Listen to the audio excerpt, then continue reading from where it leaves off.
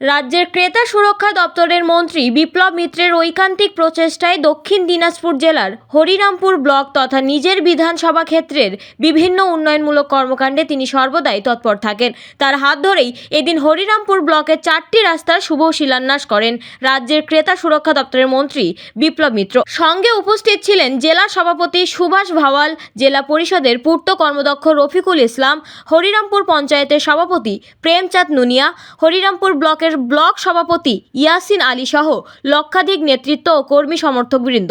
রাজ্যের মুখ্যমন্ত্রী মমতা ব্যানার্জির অনুপ্রেরণায় RIDF এর অর্থানুকূলে এই রাস্তাগুলো নির্মাণ হবে। একসাথে 4টি রাস্তার উদ্বোধন হওয়ার খুশির হাওয়া এলাকা জুড়ে। সেই রাস্তাগুলো আমরা করব। আমাদের পানীয় জলটা ঘরে ঘরে পৌঁছে দেওয়ার একটা ব্যাপার আছে, সেই কাজটা চলছে। অলরেডি PHE ডিপার্টমেন্ট কাজটা করছে। আমরা আশা করছি যে 6 মাসের মধ্যে আমরা বাড়ি বাড়ি হরিরামপুর ব্লকে এবং বংশিয়ারি ব্লকে আমার বিধানসভা কেন্দ্রে সকলের বাড়িতে বাড়িতে আমরা পানীয় জল, পরিশুদ্ধ পানীয় জল আমরা পৌঁছে দিতে পারব। সেই কাজটা আমাদের অলরেডি চলছে। আর তা বাদেও আমাদের একটা ব্রিজ আছে গোকর্ণতে, সেখানটায় 17 হাতনাডিঙ্গি ব্রিজ, সেটা 17 সালে, তখন আমি MLA ছিলাম না, সেই সময় যিনি MLA ছিলেন CPM-এর, তিনি তার সময় এই ব্রিজটা ভেঙে যায়, যে ব্রিজটা ছিল।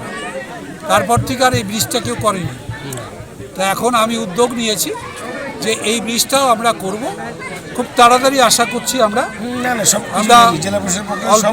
অল্প কয়েক মাসের মধ্যেই আমরা এই ব্রিজটা, আমাদের কাজটা আরম্ভ হয়ে যাবে। প্রায় 4 কোটি টাকা, 4 কোটির বেশি, 4 কোটি বেশি, 4.5 কোটির মতো টাকা লাগবে ব্রিজটা করতে। অলরেডি আমরা সেই টাকাটা অলরেডি স্যাংশন করিয়েছি আমরা, এবং এটা আমাদের কাজ শুরু হবে। তার কোথায় কি ঘটছে, রাজনৈতিক নাকি সামাজিক নাকি অন্যরকম অনবদ্য ঘটনা, এরকমই সব খবর জানতে হলে চোখ রাখুন এই নিউজ চ্যানেলে। এখন 1 থেকে 10 জেলার খবর হাতের মধ্যেই পেয়ে যাবেন আমাদের চ্যানেল নিউজ 24x7 TV। মুহূর্তের খবর হাতের মুঠোয়।